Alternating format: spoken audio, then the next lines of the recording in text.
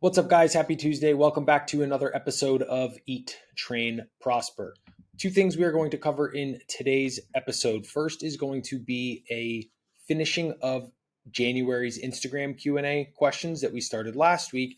And then in a rather ironic twist of fate, Brian injured his hamstring a few days ago. And then yesterday I injured my knee. So we are going to be talking about those recent injuries, our plan of action a little bit, and some of the mindset and action items into setbacks. So, as always, Brian, can you kick us off with some updates, please? Yeah, I think most of my updates pretty much center around the initial topic here, which is our setbacks. So I'll start with that. But yeah, y'all know I've been on this huge cardio kick, and we actually have two questions in our Instagram Q&A coming up that are going to address cardio to kick us off. But before we get to those, essentially, what happened to me was that I was going out doing my zone 5 cardio, which is the higher intensity kind of interval based cardio where you push your heart rate pretty much as high as you can.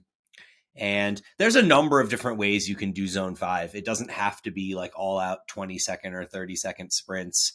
And they definitely don't have to be running. Like you can do these sprints on bikes and rowers and other types of machines. But it was a beautiful day out and I was feeling super good.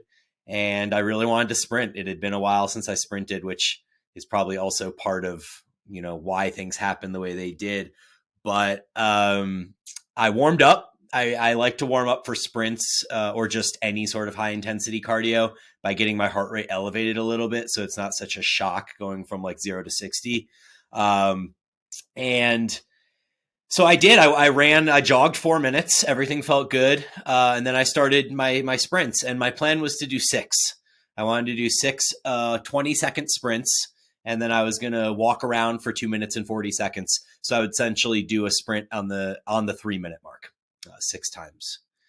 And one of the things that I've been really interested in as far as metrics go is cardio recovery. And I don't know like how important it is. Like, yes, you want your cardio recovery to be good. Essentially, this just means that once your heart rate is peaked, how quickly does it go back to like a baseline level again?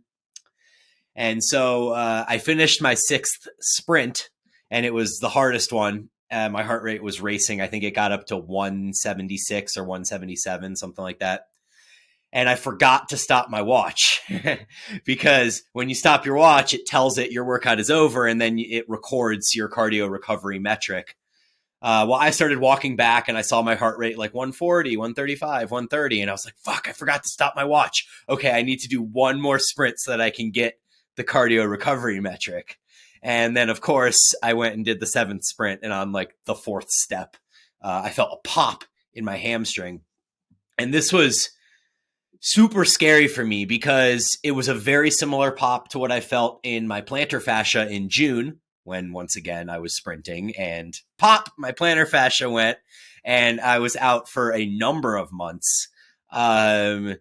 And so this time I felt a similar pop in my hamstring, and I immediately knew it wasn't good. Like I hobbled away from where I was running.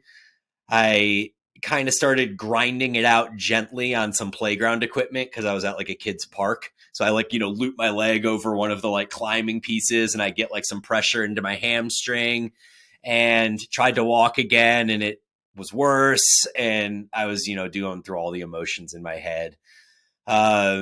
And I was over half a mile from my house, but I was like, it's probably going to be better for me to just try to walk this thing out and keep some blood flow going to it instead of just immediately succumbing to I'm really injured and, I just need to get home and ice it type thing. So I hobbled home. As soon as I got home, I started icing it. I iced it 6 or 7 times throughout the day, like pretty much every hour. I wrapped compression around it immediately as well. So I took an ace bandage and wrapped it really tight while I was icing it. And obviously I was a little down about it, but I took it to Instagram, and I had a number of people respond basically with some interesting opinions on the differences between what you'll feel immediately from like a grade 1, grade 2, and grade 3 hamstring tear. And almost immediately from the responses I got, I knew that it wasn't a grade 3 because people were saying that that would mean that you can't even bend your leg at all. You'd be like completely incapacitated. And I knew that I could bend it. I knew that I could, walk with a limp type thing. So I knew it had to be like grade 1 or grade 2.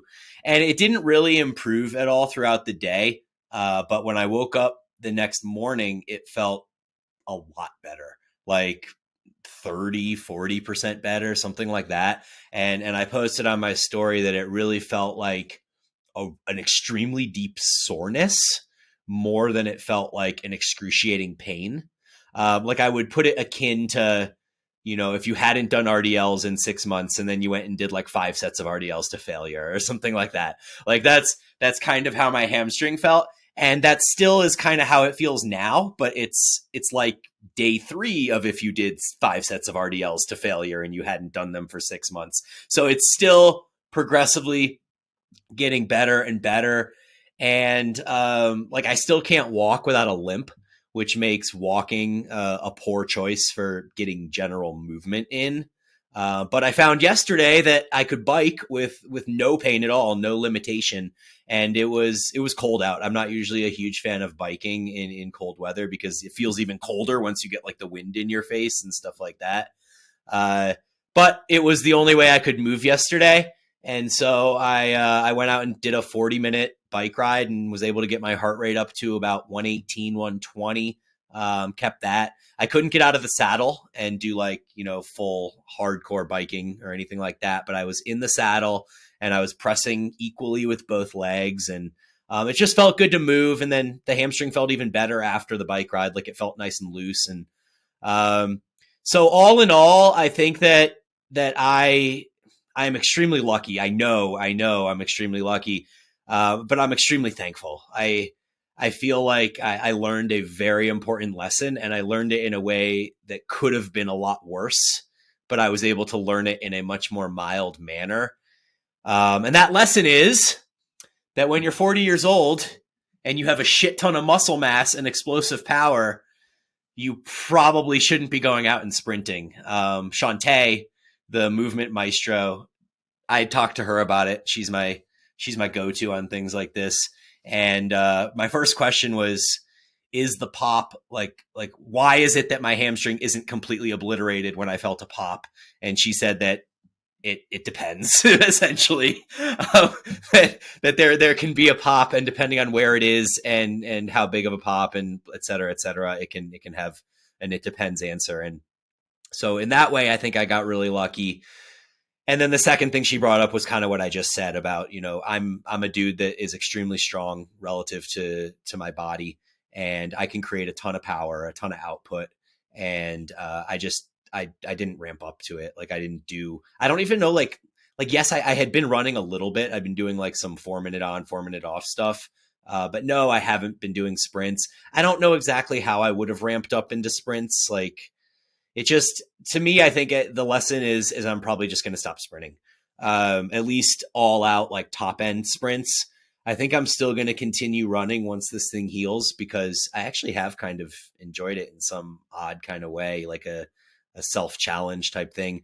But maybe like it's a 1 minute on, 1 minute off, or 3 minutes on, 3 minute off, but something where the running is still challenging within each interval, but it's not a top end running speed where you need like a 10-to-1 or a 12-to-1 rest recovery period. Trying to keep the running still challenging, but more of like a 1-to-1 or a 1-to-2 or something along those lines. So I fully have absorbed this lesson, and I'm extremely thankful for not being extremely injured. I'm taking my dad to ski on Thursday for his 68th birthday. It's the first time that I've been able to do something like this for him, which I'm excited about.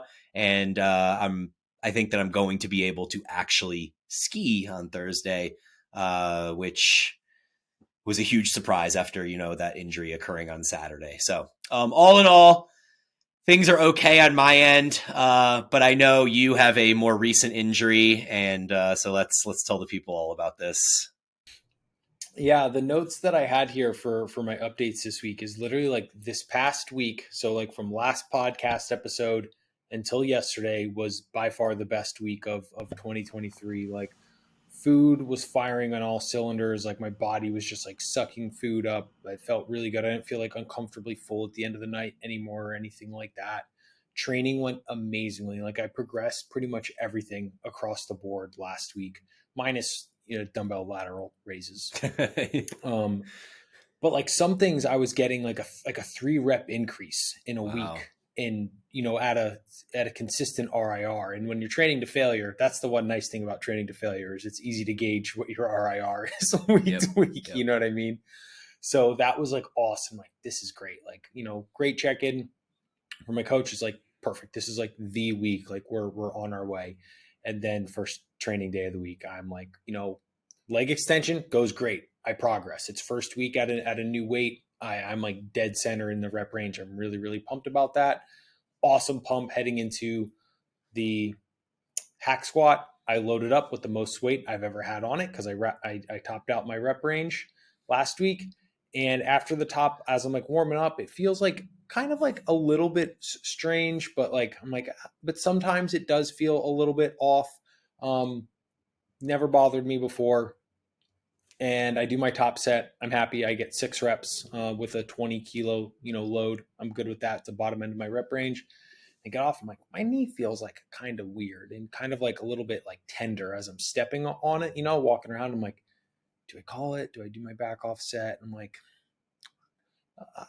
it felt fine in the rep. I was like, I'll do like 1 or 2 reps of the back off and then I'll call it. So I get into my back off. It doesn't bother me at all on the hack squat. So I make 10 reps on my back off, which is a 2-rep progression there. Like, great. I get off and I'm like, oh no, I am in trouble. And I'm like scared unloading the hack squat because my knee's super unstable. Right. And I have fucking 4 plates to unload on each side and like carry them all, all in the gym to put back. And I'm like having to hold on to everything because like every time I step on that knee, it's just like buckling on me. And I'm like, oh, great. Here we go. So basically just like drop everything and I come home and it just like kind of gets worse throughout the day. So that is like super, super bums me out. And then that takes me to today. I woke up, it felt a lot better today.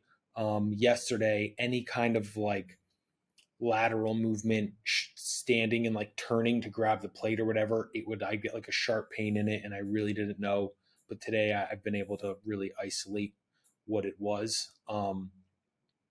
And I went and saw a physio because I was like, I want to, whatever it is, I want to get this moving as quickly as I possibly can. And I thought it was my MCL at first. And then she took me through the MCL protocol where they basically like, hold the outside of your knee and like kind of purposely like bend your knee like into like valgus. She's like, does that? I'm like, no, there's no pain there like whatsoever. She takes me through like the ACL, what's the one in the is there a PCL? Is there a posterior cruciate ligament? Yeah. Okay. Takes me through all of them, like none of that. Range of motion's like perfectly fine. It's only like a very small range under pressure, like when I'm on that foot that it bothers it. I can forcefully extend the knee if I'm like laying down. It's just a very strange, small piece. So by the time this episode airs, I will hopefully have some Instagram answers as well. But I am just super, super bummed about it because things were going so well. And I was, sick the last 2 weeks in a row before that good week. So I was like, I finally have a week of the roads cleared, swinging for the fences, and this happened. So, I'm bummed, but like we kind of briefly talked about off air, I'm just going to focus on what I can do. Tomorrow I'll be back in the gym. I think like an exercise bike, I should have no problem with.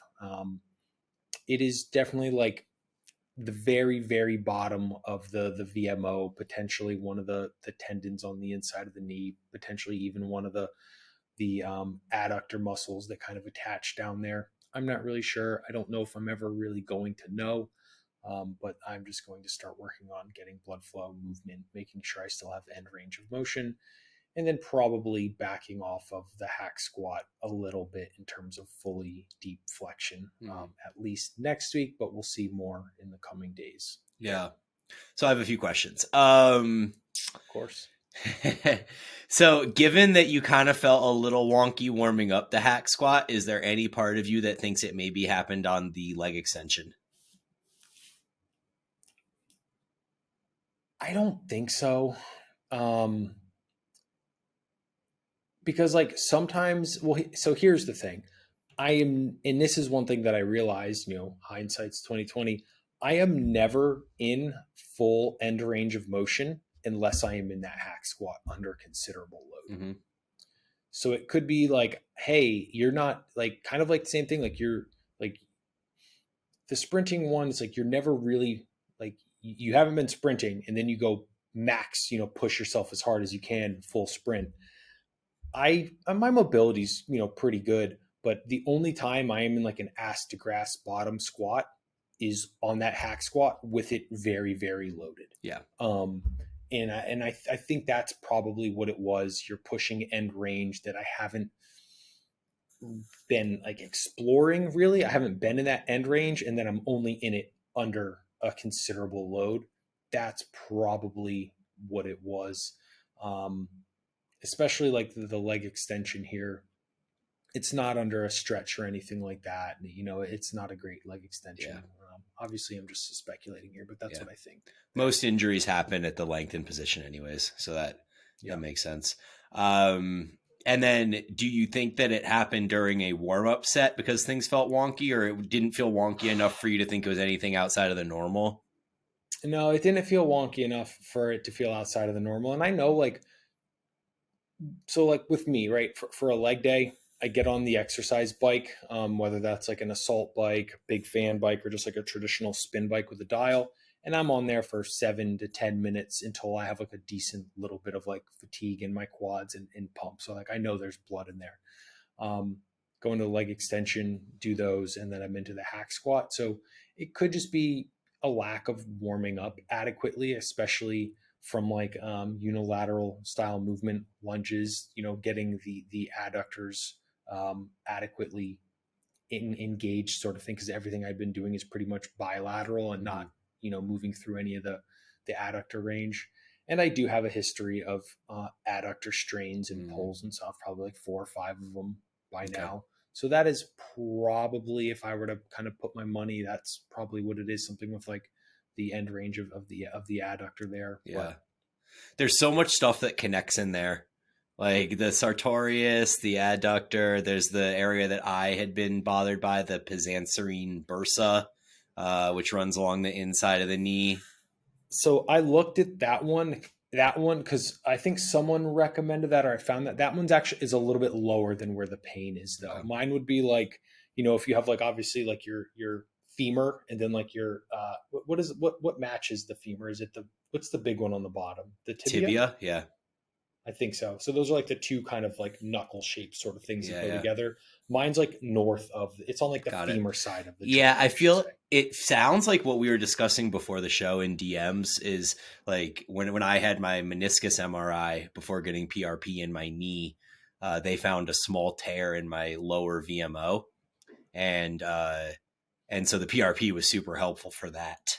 Whereas I don't think it actually like heals a meniscus per se. I mean, I know that it doesn't heal a meniscus, but I think that the PRP was super effective for that small quad tear that they found. And it's possible that you had the same, but the thing that kind of throws me on that is the instability piece. Because I feel like if you just had a small tear in your VMO, I don't know, and I could be wrong, but I feel like it wouldn't cause instability in your knee like one of the cruciatic ligaments or a meniscus type thing would. So yeah, I'm curious what people say on your DMs. I'm sure you're going to get some responses, so we'll have updates obviously next week on that. But I love the attitude of the can do, and that's something we also discussed as well prior to the show, because I have a number of people that hit me up on DMs and they're like, oh, I just hurt my Achilles, or I just did this, and like I'm so bummed, like what am I going to do? I was following this program and now I can't do it. And I think it's really just, it's a mindset and a perspective thing. And you just kind of focus on what you can do, and you're thankful for the ability to still move and use medicine as movement, or movement as medicine. And yeah, so I think it's a really good sign too that you woke up the next day and already started to feel it better. That's huge, instead of waking up the next day and having it be like stiff and worse and all that stuff. So I think it's going to be okay. And I think your mind's going to be okay too. Yeah, today was the hard one, and in kind of what we've talked about multiple times before. Like I enjoy the training and stuff so much that when it's like taken away, I'm like, what the fuck am I gonna do? You know, like Yeah. in there's only so much work and stuff you can do, especially like earlier times of the week. Like I'm waiting on check-ins. So like when I get caught up on check-ins, I'm like, Gonna sit around and watch a what am movie I gonna, yeah, what am I today. gonna do? You know, sort of thing. And yeah, it really does help kind of put things in perspective. But I mean, I've had so many freaking injuries over the years. I know it's a cost of playing the game, especially when in order to continue to progress, you have to push so hard. Yeah. We're unfortunately not machines yet, and things will break down, Yeah. unfortunately. I actually like can't believe that my injuries over the last few years have almost all been, well, none have really been from lifting. The two big injuries I've had have been running. Um, so yeah, I think there's definitely a lesson there. Definitely. Anything else you want to add before we jump into finishing up last week's questions? My episode that I did with your lovely girlfriend Jenny just dropped, so I thought it was really good. I actually went back and re-listened to some pieces of it. It was basically an episode that we did where she has a number of clients of her girls that follow Paragon programming, and a lot of them have questions about things like progressive overload and effort and when to increase weights and just kind of general questions like that. But we spent like over an hour kind of delving into a lot of those topics and trying to clarify a lot of things around progressive overload. So if anybody listening is curious on kind of a deep dive into something like that, I'd recommend checking that out. It is the Create Your Shape podcast. And yeah, I don't think I have anything else at the moment.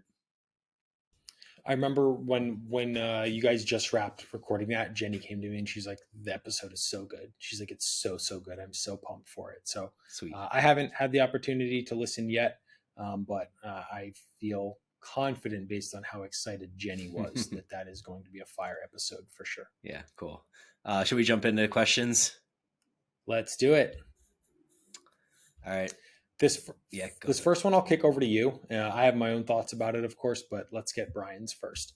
So the question is, when doing cardio, should I do it by minutes or calories burned? So my first thought on hearing that question is that it sounds like this person is probably trying to use it for weight loss, for a fat loss period of sorts in a deficit. And I'm not a huge fan, as I've discussed before, of using cardio initially in a deficit for a variety of reasons that you can probably find on prior episodes. But I guess the TLDR would be that there's an increase in cortisol production and fatigue cost when you do cardio. It also is an inefficient way to burn calories because when you're in a deficit, there is energy compensation. And if you think you're burning 300 calories, you're actually probably burning 200. It's a lot easier to just not eat the piece of pizza than to go out and have to run for 30 minutes. And like I was saying, the fatigue costs of doing cardio as well, and the impact that has on your strength training, all of these things being hugely negative associations of doing cardio in a deficit. None of those things really apply in the same dramatic fashion if you're at maintenance or in a surplus. So if you are in a maintenance or surplus, I still don't think you should really focus on calories burned or minutes per se. I think that the more accurate approach would be to focus on an exertion level, and you could use like an RPE system. You could use a heart rate. You could use a subjective measure of how stressed your conversation is, or if you're doing intervals, maybe it's not even conversation level at all. But essentially, when you're doing cardio, if you're doing it to burn calories, I don't think it should be used that way. And instead, if we're looking at cardio on health markers and things along those lines, then I think heart rate and exertion level are probably much better metrics to use because they'll let you know which zone you're in. So zone 1 being more like a walking rate, zone 5 being intervals and sprinting, and then zone 2 being that kind of sweet spot for just general health outcomes, mitochondrial function, things like that. And so zone 2 is actually it's a zone that's really hard for people to be in and stay in because I guess a good subjective metric there is 180 minus age. And then once you take 180 minus age, you would knock 5 to 10 beats per minute off if you're not in great cardio shape, and you would add 5 to 10 beats per minute if you are in good cardio shape. But 180 minus age gets you into the ballpark. The thing is that it's really hard to stay in that really tight zone. So my zone 2 is about 135 to 140 beats per minute. And if I'm running, I fall out of that zone within a minute. Like I'm already up into the 145s, 150s, 155s. I had to run on a treadmill. It just sounds ridiculous, but I put the incline at 4 and I put the speed at 4.3. So 4.3 is like a speed where you could pretty much walk it. But when I was walking it, my heart rate was too low. And when I was running it, it was perfect. But running at 4.3 is kind of like you're barely running. You're kind of like shuffling your feet, sort of. So most people are inefficient runners, and therefore it's a poor choice for zone 2. If you can get yourself on a bike, you'll probably have a better luck staying within the zone 2 spectrum. But like we've discussed on the show, I can't do a bike for zone 2 because my legs burn too bad before my heart rate gets high enough. So I need something that has both the arms and the legs working simultaneously. Rowing is also a bad choice, much like running for most people, because most people are inefficient rowers, just like they're inefficient runners. I happen to be a pretty good rower, so I'm able to sustain zone 2 pretty well on a rower. But using something like an assault bike, an air bike where the arms move is probably going to be your best bet to stay in that kind of tight heart rate zone. And then if your goal is just to go out and do cardio and you don't want to necessarily do like interval zone 5 stuff and you don't want to necessarily stay in zone 2, then yeah, you can just kind of go out and just work, I guess, work, zone 3, zone 4, kind of oscillating between those zones. But I think there's probably less beneficial long-term health outcomes than staying in that like zone 1, zone 2 for those mitochondrial function pieces, and then zone 5 for VO2 max pieces. I think zone 3 and zone 4, at least to my knowledge, has a little bit less health applicability. What are your thoughts? Yeah, so I mean, first I would say with the for the zone 2, my favorite way to do it is on the Stairmaster, and it's because it's the least you have to kind of manipulate to keep yourself there. You're going to find one of the settings, it's going to be a lower setting, to be completely honest, and it will basically just keep your heart rate, and you just move at a steady pace, and it provides you your pace pretty much. And then, with the difference of you doing step ups, you're supporting your body weight, which is going to increase your heart rate in and of itself through that. So that's always been like when I want to do zone 2, that's what I will do it on. Getting back to the question itself, though, minutes versus calories burned, I would say if you do want to do the zone 2, right, the minute, it's a good baseline because it's going to be a little bit longer. Or if you're like, you know what, I really don't want to spend 40 minutes 2 or 3 times per week, and you only want to spend like 15 minutes, the HIIT cardio is going to be the way to go. Like Brian said, for long-term, health outcomes, it doesn't appear to be as beneficial as the like longer kind of steady state zone 2 stuff. But if it's just like, hey, I'm here primarily lifting weights, but I just want to spike my heart rate and get sweaty as a kind of, if you don't use it, you lose it sort of thing. That's what I would recommend. And that's what I personally end up doing most of the time myself, and for an overwhelming majority of my clients as well. The last thing I have here before we kind of move on, the reason I really don't like the calories burned is it's grossly inaccurate. Grossly inaccurate. And I thought I had a really funny recent experience where I was doing my cardio, and I will, like, I have my watch track it because I want to see my heart rate information, but it also tracks like calories burned and stuff. But I was also, one thing that I like to do when I'm doing my cardio, generally on like the assault bike, is set it on the calories function, right? Calories is just an energy, Yeah. or sorry, unit of energy, unit of work. So fortunately, something like on the assault bike, the fan bike, the calories there are probably decently accurate because it's just measuring, an input generating energy.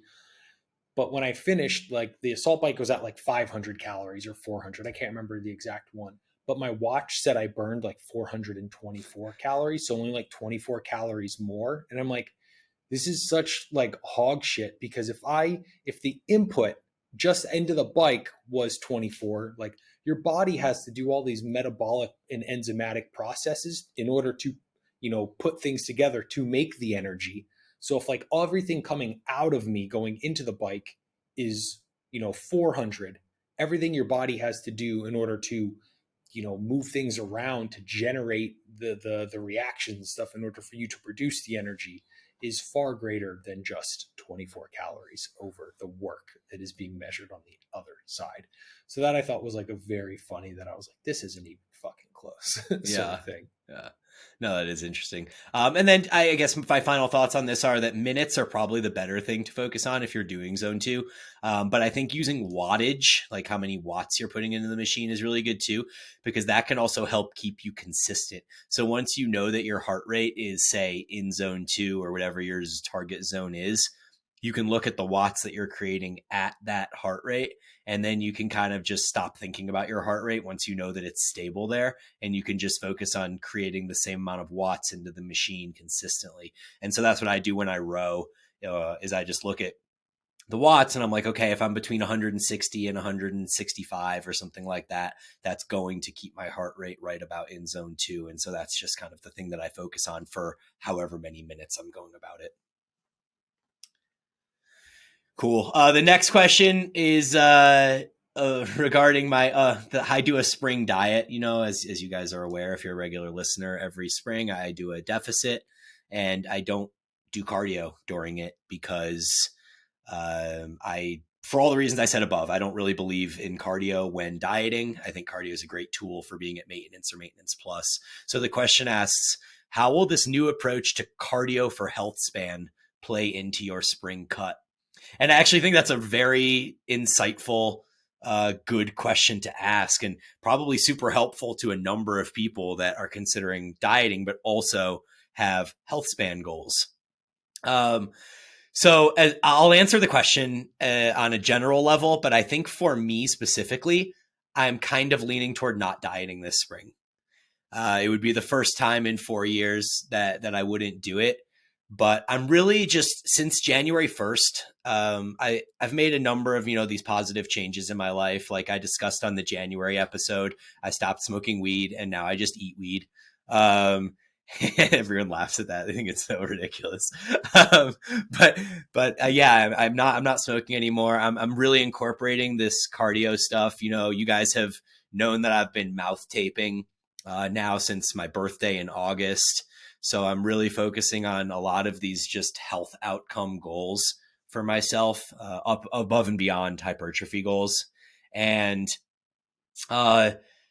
since January 1st, when I had all my awful eating experiences from, that period from Thanksgiving through Christmas, I weighed in on January 1st at 200.0. It was my first 200-pound weigh-in. In years. I don't think I've weighed over 200 pounds since my diet back in like 2020 or 2019 or something like that. So I saw 200 on the scale on January 1st. And I just, in coordination with all the other things I'm doing to clean up my life, I just wanted to clean up my diet too. And so another thing I discussed on New Year's was eating more fiber. And so I've been implementing all of these things. And in 1 month, we're now February 6th or something like that. So it's been 5 weeks. And I'm down 5 pounds, and I don't really feel like I'm dieting. I'm just, I'm eating the things I want to eat. I'm never hungry. I just am eating cleaner food. And I think that I'll probably continue to lose weight without really even trying to, just because I think that if I'm going for health, my body kind of wants to be a little bit smaller. I've discussed this as well in my last year's diet. I discussed this, how I feel like in some ways my body just wants to be smaller, and that all of my like blood markers and my subjective health markers seem to improve all the way until I get into like the mid to high 180s. Like it seems like the high 180s, low 190s, I seem to be extremely healthy on most of the subjective markers. So yeah, I'm leaning towards not dieting this year is kind of the end result of that. And so therefore the cardio for health span piece won't really play into it. But I think on a, like, if we're looking at this question from a general person being like, hey, I care about health, but I also am going to be dieting in the spring or whenever they're going to be dieting. How should I incorporate cardio into that? I think the key is consistency in what you do. And that's kind of the main reason that I don't love cardio for deficits, is because it blurs these diagnostics so much. And you're like, I don't know how many calories I'm actually burning. But if you're not looking at cardio and you're not worried about how many calories you're burning from the cardio or its impact on your energy output and energy intake for the day, your energy balance per se, I think that you just do it. Like you do 1 or 2 zone 2 sessions a week. You maybe do a zone 5 session, and you just do them every week. And you know that it's consistent. Your minutes that you're doing is consistent. Your output level is consistent. And so there's just fewer variables, and you can compensate for that additional energy expenditure by taking in more calories. And then that just becomes part of the equation that goes into your diet.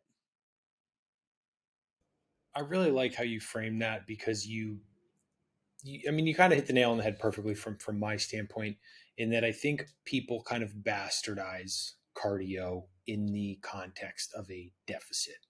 Where it can be a tool, but people like put the carriage before the horse sort of thing. Where like if you want a deficit, like manipulating your food is the 85% for 99% of people. Like if you want to get on stage, different scenario, you're going to have to do cardio for, you can't really, probably can't take your food lower. For the 99% of the people that doesn't apply to, most people bastardize the approach by thinking they need like cardio and all of these things, where you really aren't burning that many calories. Where, like you said, instead of running for 2 hours, just don't have the fucking slice of pizza. Like when you look at it, in the unfortunate reality of like, that's how the numbers really play themselves out. Everything's opportunity cost. And I think the time investment, the energy investment into doing all the cardio that people do, that energy and time is better spent just understanding nutrition a little bit better, and you get better outcomes, sort of thing. Yep. But by just keeping it like as a baseline for health of, hey, get your heart rate up 1 or 2 times per week, get a little bit sweaty. It's generally going to have a positive outcome on your health. Do that at periods of deficit, maintenance, surplus, etc. Yeah. I think it's also important to note that you don't need to do cardio necessarily when you're in a deficit, because most health markers, like if you're out of shape, like if over fat would be the term, but if you're over fat and you lose weight, that improves your health markers. So it's kind of an N of one thing there as well. Like you can improve your health markers significantly without even having to do cardio, depending on where your starting point is. All right. Next question, I'll kick over to you. Do you really need to consume fewer carbs with insulin resistance, or just fewer calories? So how I'm first going to approach this is on the terminology used of need. Do you need to go low carb to improve insulin sensitivity? No. First, the first pull pretty much is you want to get your calories down, right? You want to remove the clogging of the pipe, or sorry, I really should say remove putting new clogging materials in the pipe so that the pipe can kind of clean out, sort of thing. That being said, in terms of the insulin response to the macronutrients, right? yes, you can still get an insulin response from protein and even from fat in certain contexts as well. However, the insulin response relative to carbohydrate at a general level is greater than compared to protein and dietary fat. So, do you need to? No. If you are someone who has insulin resistance, would it probably behoove you to modify the types of carbohydrate you're eating and probably bring them down a little bit? Yes, I would generally say in most contexts, this would provide the best outcome fastest, and then you can return to going higher carbohydrate with proper foods once the initial kind of issue has been mitigated. Insulin resistance is kind of a broad term. So are we assuming that insulin resistance does not mean that this person has diabetes? Maybe they're pre-diabetic, or maybe they're not even pre-diabetic. Like, how would you define it in that case? Yeah, so how it works is the first thing, there's kind of three markers that I'll look at on labs. The first is going to be a fasting blood glucose. The second is going to be a hemoglobin A1C, generally, what's that fucking word where you shorten it? HbA1c, right, Yeah. is generally what it's called. And then we'll also use a fasting insulin. There's other markers that can be used as like a proxy for insulin resistance. One is one of the lipids over triglyceride. I want to say HDL to triglyceride ratio is like a proxy that some people will use for insulin resistance. However, I really just like looking at the basic three. The first thing that you will kind of see is the insulin number rising to keep the fasting glucose lower. So that's kind of the first thing you'll see. Another kind of subjective proxy that people will use sometimes is like if you're in a gaining period and you're really pushing food, you'll notice that your like pumps are starting to fade. You're not be able to achieve the same kind of like pump that you had, maybe when you were at maintenance or when the gaining phase was starting. And that's generally what insulin resistance starts looking like as the amount of insulin that your body has to produce, or your pancreas really, to keep your glucose within that good range increases, because the body loses sensitivity to the presence of the glucose. Cool. Sweet. Well, that's good clarifying information. Okay. I'm an early lifter, 5:30 a.m. I've started incorporating pre-workout carbs. Do I need pre-workout protein? Need. Do you need it? No. Will it benefit you? Yes. Lifting at 5:30 a.m., something like this, if I have a client, I'll be super honest. In this, what I really like, vanilla whey with a Gatorade. The blue, ice blue, or whatever the fuck it's called, or yellow is generally my favorite. If you mix like, those kind of citrusy flavors with a vanilla based whey, the flavor is okay. You do it with chocolate, it gets real weird real fast. It can almost taste like a kind of like an orange sherbet sort of thing. So that's what I would do. If you're someone who hasn't been at all, start small, maybe 25 or 20 and 20, and go from there. But yes. Yeah. I agree. I think some protein would be a good idea as well. I don't really think you need it. Like, I think the carbs give you the initial energy boost, but yeah, I think the protein's nothing but helpful in that case, especially after an overnight fast. Yeah. When I travel with friends, e.g. skiing, it is hard to hit protein. Is it okay if protein is low for 3 or 4 days?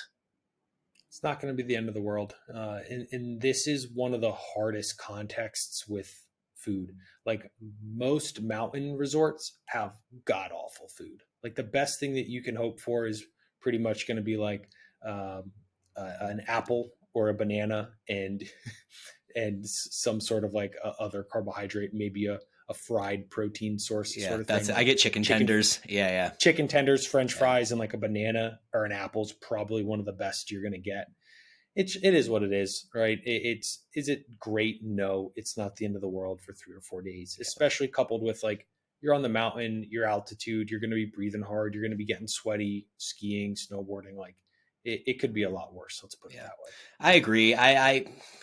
I've become much less neurotic about protein intake in general. And there are days, like, especially when I ski, for whatever reason, I love to ski fasted. And I don't often even stop to eat in the middle of the day because I feel like when I stop to eat, it kind of slows me down.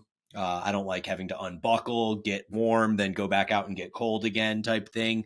So I'll usually just fast until like 2 or 3 p.m. when we get off the slopes. And then I'll have like a big meal with protein, like a burger or something like that at 3. And then I'll have a big dinner at 6. And it just becomes one of those days where I eat twice and I probably get 140 grams of protein. And like, it is what it is. I don't really think about it too much.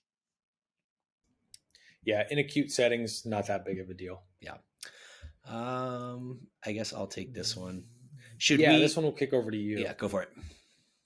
Should we keep RIR and weekly volume per muscle the same in a meso or alter it every week? Yeah. Well, I definitely don't think that changing volume is a good idea throughout a meso. I think that that's like a sledgehammer of increase. So if like you're talking about progressive overload and you're like, yes, I added a rep today or something like that, that's one thing. But adding a set is like doing 10 more reps. So that's such a massive, big increase that it can lead to just a number of kind of downstream effects that eventually will result in overreaching, overtraining, or the need to deload, something along those lines. So I think weekly volume increases is just a runaway train that you don't really want to have to deal with. I think moving from an intro or a deload week into a work week, you'll generally see volume increases. So like in a deload week, there's a number of ways that you can deload, but assume that you're deloading by cutting volume, then yes, you would increase volume going into your work weeks. And then I think maintaining volume more or less is probably a good idea. I mean, I think as you get more advanced, you have to be ready to auto regulate and make adjustments. So like if you're doing cable spider curls and you're like, 2 sets, it just isn't enough in week 3. Okay, I'll do a third set of cable spider curls. Like, I think that's fine. Like I'm not going to judge you for adding a set of cable spider curls if you feel like you need it. It's different when you're talking about adding a set of like back squats or pendulum squats or something like that. As far as RIR goes, it just depends what progression model you like. Like I very much kind of align with the Revive Stronger guys. They actually had a cool episode just the other day of their improvement season, which is the one they do where the two of them, Pascal and Steve, just talk. They don't have guests on or whatever. And their topic was set progression throughout the week. It was literally this question. And they both were kind of on board with what I was saying regarding not increasing weekly volume. But much like me, they also kind of prefer this approach of descending RIR week to week for a number of reasons. I think my main reasons are that I like that it gives you small wins week to week. So you go into the gym and you kind of feel like you're making improvement. And yes, it can blur diagnostics a little bit, but assuming you keep the same movements the next mesocycle through, then you can compare like week 3 of this mesocycle to week 3 of the next mesocycle. And given that changes don't really happen that quickly anyways at a more advanced level, you're probably not going to be adding reps week to week unless you're Straker and you're going into a massive surplus for the first time in a while and just hammering and crushing everything. Then that's kind of an anomaly in this thing. But at the end of the day, like I don't think it necessarily is better to decrease RIR week to week, and nor do I think it's better to just keep a static RIR and just kind of keep plugging away and chugging along. I think the answer there is much more what appeals to you psychologically. Yeah, I would say I don't like the volume ramping approach whatsoever. Um, I would say with the RIR progression that like you really like to use, Brian, the one place I would say that I know historically we may have deviated a little bit in terms of preferences. I don't like the pre-planned like deload model because something that I've just found myself, and then when with certain clients who we have things like really, really dialed in, you might be able to swing at that 1 RIR or even 0 RIR, tier Yeah. for multiple weeks on end. And I don't like to okay, like this week we did 1 RIR, next week 0. Okay, 2 weeks we deload. Like if you're recovering and weights are moving, like let's swing at that 0 RIR until our body says, hey, we're kind of tapped out. So that is one, especially depending on the context, right? If you're balls deep in a calorie deficit, that may not be the smartest move. But maintenance, surplus, where recovery capacity is higher, you can push it a little bit, in my opinion. Yeah, I don't think that just because you descend RIR week to week, that doesn't necessitate that you pre-plan deloads. So I'll keep swinging at 1 or 0 RIR or whatever that is for as many weeks as I feel like I can until that psychological burden is so high that usually I need to take a deload. And like we've discussed, it's usually not that I can't progress anymore. It's usually that I just I'm like, I don't want to progress anymore. And then, the deload happens. So yeah, I think auto-regulating deloads is probably a smart move regardless of what your approach is. Cool. Aaron, do you have a recommendation on any app or system to log workouts, reps, notes, RIR, etc.? Yeah, here we go. For iOS, what I recommend using is an app called Heavy, HEVY. I believe Strong app was a big one for a number of years, but they stopped development on it for well over a year now. It seems like it's an unsupported project. There's a newer one called My Work in Progress that is pretty decent. And there's another one. The Train Heroic app actually has I'm a solo person who I just want to use this as a workout logger. That one is pretty decent as well. That you don't have to be following a program on. Those are the ones that I generally send to my clients that are Apple users.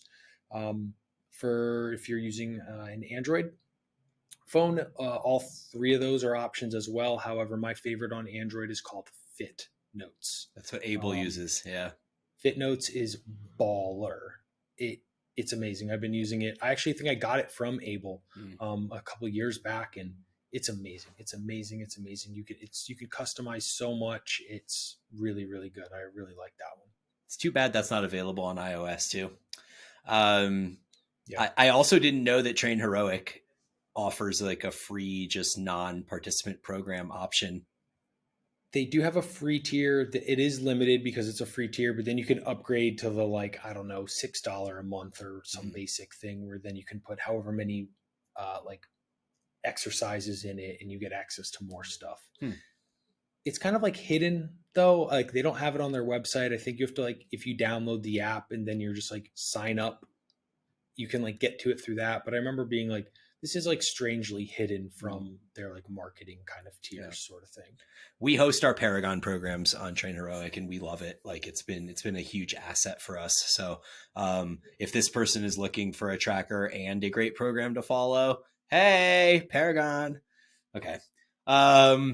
Aaron, tips to get over the fear of the cut. Lose body fat percentage and feel small makes me want to bulk again. Yeah, I mean that is the nature of natural bodybuilding, or what you want to call it. The unfortunate reality is, and I think this is a whole episode we could talk about in and of itself, but I'm assuming this is coming from a male perspective, but everything that we have seen from youth to superheroes, action figures, everything is PED physiques. That is the baseline, and then as you get into adulthood and, you learn that it's just you're not going to look like that. Probably it is a little bit, that fear is there. It's warranted. That being said, when you do lose the body fat, when you do have a good pump in the gym and stuff, you will look huge and that will be fun. Apart from that, when you're outside or whatever, you're going to be you'll be lean, you'll have abs and stuff, but you won't feel very big. And I guess what I would say for that is just spend more time in the gym, getting pumps, and you'll feel bigger more than you otherwise would. But yeah. This dude follows my program, Brian's program on the Paragon app, and he's a big dude. He's like 210, and he's my height.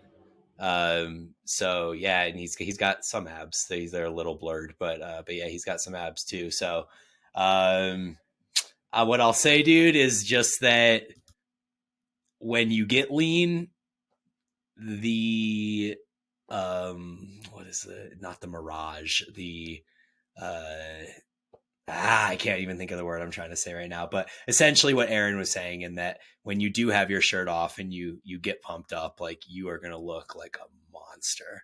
And that's the type of like monster look that you can't have when you have body fat on you, because you just don't have that separation. So if you want that like Alberto Nunez type, like freaky, veiny, just monstrous type appearance, like, you just have to get rid of the body fat and show what's underneath. And I mean, dude, Jerry, you're a big guy, like, you have plenty of muscle. I wouldn't be scared of cutting. I think you need to kind of embrace it. But I also know that I think that you're actually looking to bulk right now, so maybe this will be like a future conversation. The next question, I don't exactly, it's a question for me, but how the F is your HRV 227? What do I need to change in my life? And so this is a question that comes because occasionally I'll post my HRV readings in the morning onto my story. And they are these kind of like really big numbers. Like, fuck, last night while I was sleeping. So this, usually my HRV numbers that I post are my morning meditative ones. So I'll be like breathing really purposefully. I'll have my eyes closed, in and out, really big, deep breaths. And so my HRV readings will be in the 200s usually when I do that. But throughout the day and throughout the night while I sleep, most of my random readings that my watch pings me for are going to be between 30 or 40 and 130. They're kind of in that range, which is much more normal for people.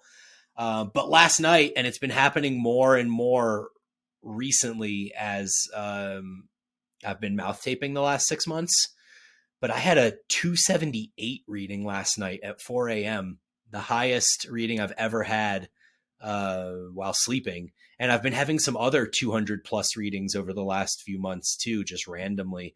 And I don't really know what to correlate it with.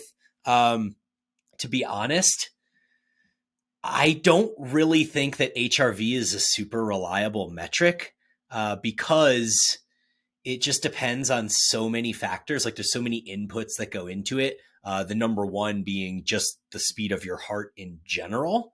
So if you have like a slower heart rate, then there's going to be more time between each beat, which means there's more heart rate availability, heart rate variability rather.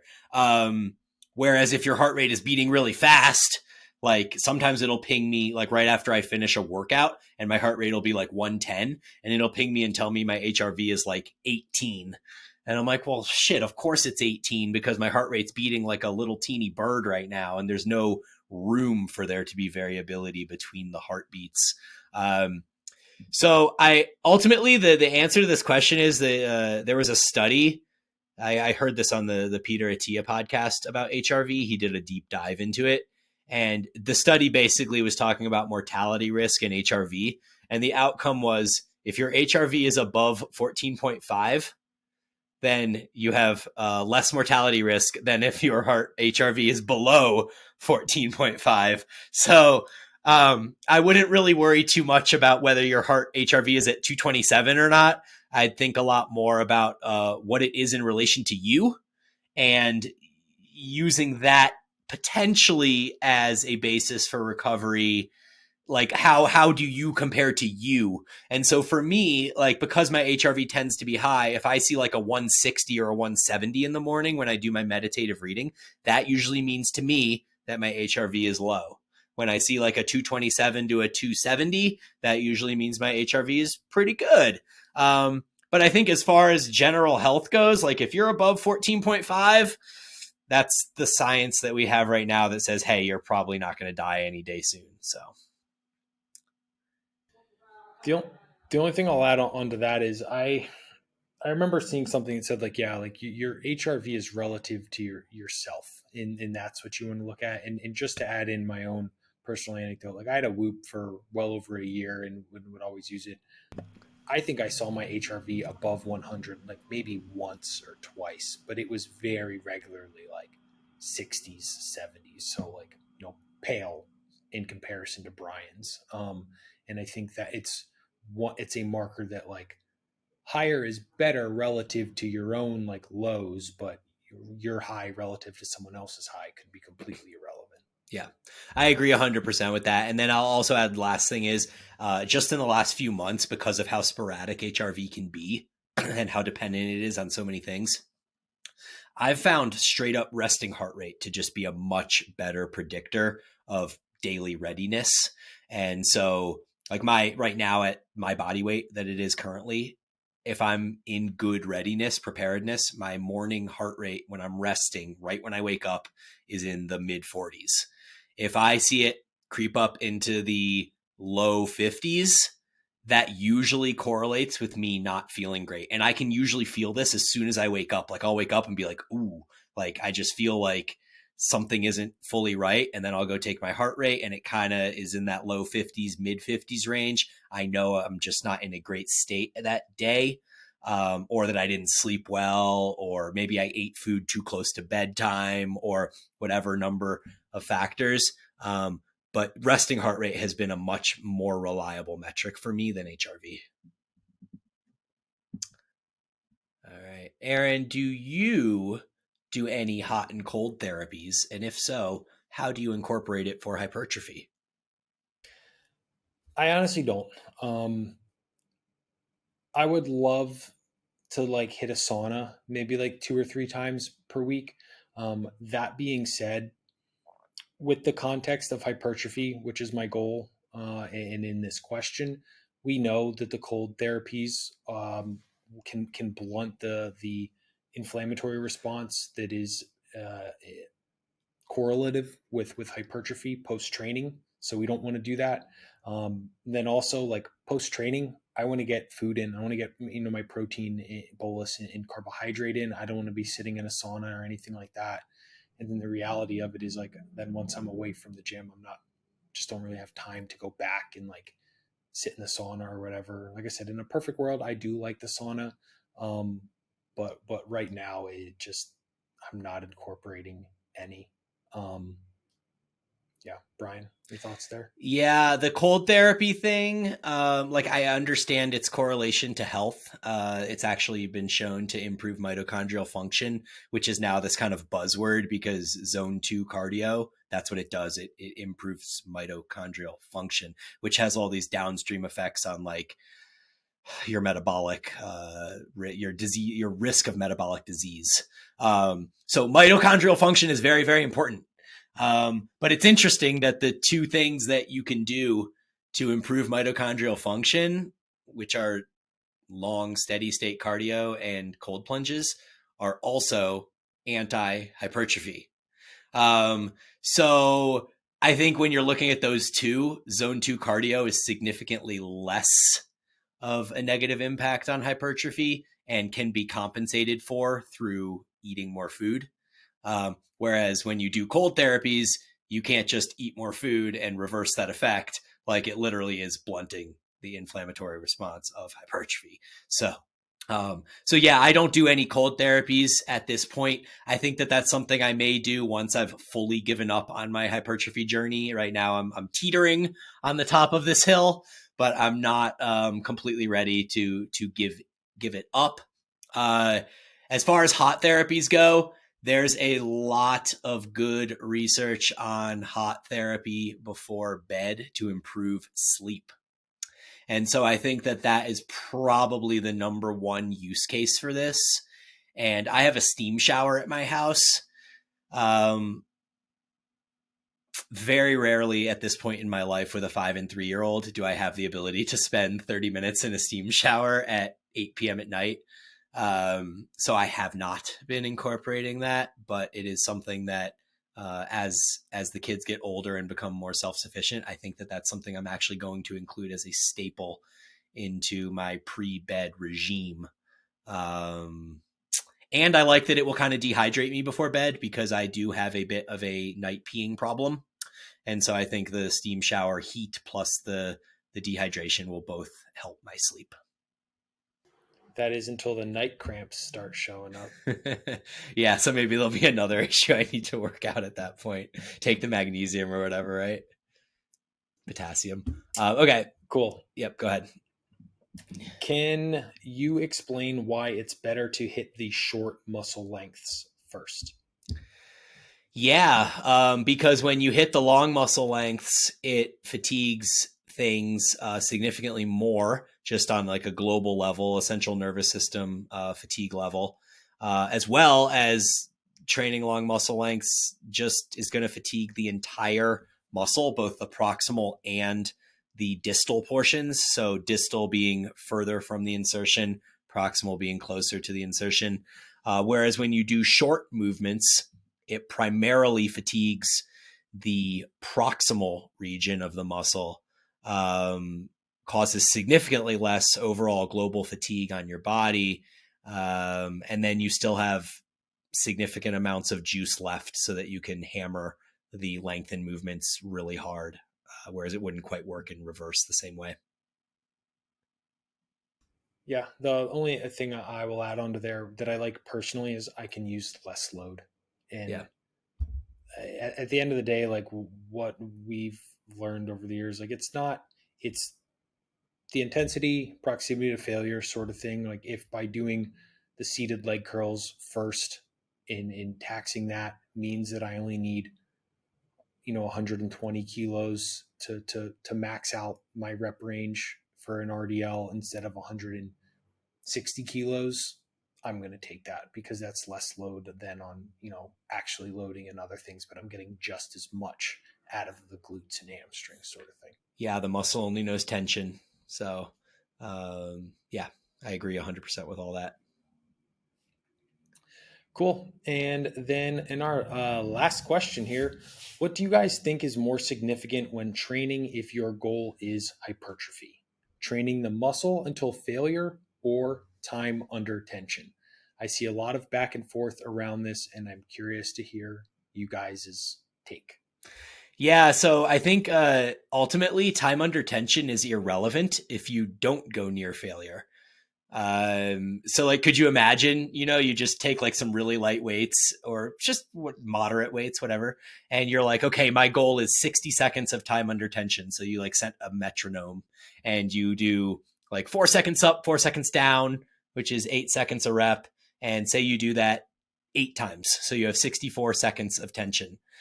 But what does that actually tell us? You're like, sweet, I got 64 seconds of tension, but did your muscles fatigue? Did they work hard? It's completely irrelevant. I think it is relevant in how it works with failure. So what we know is that if you're doing sets of 1 to 5 reps, that's probably not enough reps for hypertrophy. But why do we say that that's not enough reps for hypertrophy? It's not because of the number of reps you're doing. It's because of the amount of time that you're under tension. However, what if you're doing 5 reps, but your reps are a 6-second negative, a 1-second pause at the stretch position, and then an explosive concentric? So now your reps are taking 8 seconds each, and you're doing 5 of them. Well, now we have 40 seconds of time under tension. So now 5 reps is enough for hypertrophy because that's the same time under tension as if you were to do 10 reps with a faster rep cadence. And so time under tension is relevant to determine whether you're in a strength or power zone or whether you're in a hypertrophy or muscular endurance zone. But all of them need to be some proximity to failure, irrelevant of the time under tension. That was very, very eloquently put. I don't think I could add anything beneficial onto the back end of that. And Sweet. It's like that question stems from just like, and I don't mean this to be like rude or anything, just like a bit of a misunderstanding. Like understanding what Brian just said, like when you actually understand that, when people argue about those things, it becomes like, kind of irrelevant because they're just coming from places of like, innocent misunderstanding sort of thing. Yeah. Yeah, totally. No, awesome. Well, I think that was super effective. We got it done just in time. All the questions, all the injury discussion. Yeah. So next week, Brian and I will come back with positive news on our injuries and how we are moving forward, and things are looking very, very bright and green for us on the other side of the fence. Yep. As always, guys, thank you for listening to Eat, Train, Prosper. Brian and I will talk to you next week.